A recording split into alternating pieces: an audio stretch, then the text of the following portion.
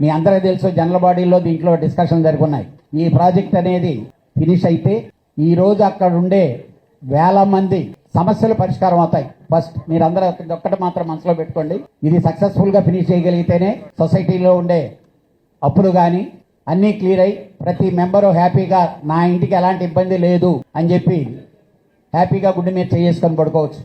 ఈరోజు మనందరికీ ఎన్నో ఇబ్బందులు పడి ఉండేవాళ్ళమే, ఆ ఇబ్బందుల్లోంచి తొలగించేదానికి సహకరించినటువంటి చంద్రబాబు శ్రీనివాసరావు గారు. ఎందుకనంటే ఒక ప్రైవేట్ పర్సన్ సినిమా వాళ్ళ మీద ఉండే ప్రేమతో ఫార్వర్డ్ అయ్యి వచ్చి మనకుండే సమస్యలు ఎన్పీ అయిపోయిండే టైంలో ఆయన భుజానేసుకుని దాన్ని చేశారు. చాలామంది చాలా మాట్లాడుతుంటారు.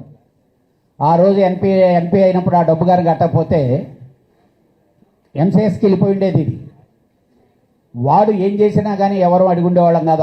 మనందరం నోరులో కొట్టుకుంటూ ఇదేంటి ఇలా అన్యాయం జరిగిపోయింది, ఏదో మనందరూ అదృష్టం అది కలిసి వచ్చింది. వారం రోజుల క్రితం మీటింగ్ జరిగింది, ఛాంబర్లో మీటింగ్ జరిగి అనిల్ కమిటీ వాళ్ళు అందరూ వస్తే కూడా చాలా క్లియర్గా జరిగాం.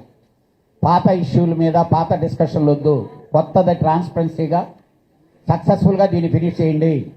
అన్నీ పోయి అందరు మెంబర్లు మిమ్మల్ని నెత్తినెత్తుకుంటారు నేను అనిల్కి చెప్పడం జరిగింది. అలాగే ఆల్మోస్ట్ ఆల్ మనలో వ్యతిరేకం అనేది కాదు, ప్రశ్నించే వాళ్ళు కూడా ఆ రోజు ఛాంబర్కి రావటం జరిగింది.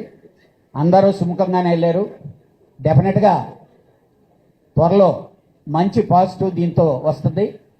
రియల్గా చెప్తున్నానండి, ఈరోజు దీనికంటే ఇంట్లోనే ఉంటాయి ఛత్రపతి కార్ల పైన ఉండే బిల్డింగ్లన్నీ, కానీ దీన్ని చూస్తే భలే ఉందే ఇది అని మనం ఎక్కడో బ్యాంకో హిల్స్లో వాళ్ళ బిల్డింగుల్లో ఉన్నట్టు ఉంటారు. డెఫినెట్గా ఈ అవకాశాన్ని సద్వినియోగం చేసుకొని ఏదో చేసేయంలే, మెంబర్షిప్లు చేసేయంలే, ఇది చేసేయంలే, అయిపోయిందిలే తర్వాత వస్తుందిలే అంటే మాత్రం ఇబ్బందులే జరుగుతాయి. సక్సెస్ఫుల్గా దీన్ని ఫినిష్ చేసేదానికి అలాగే ప్రతి మెంబర్కి అన్యాయం జరగకుండా ఉండే విధంగా చూడాలని చెప్పి నేను ఆ కమిటీ వాళ్ళని కూడా రిక్వెస్ట్ చేశాను.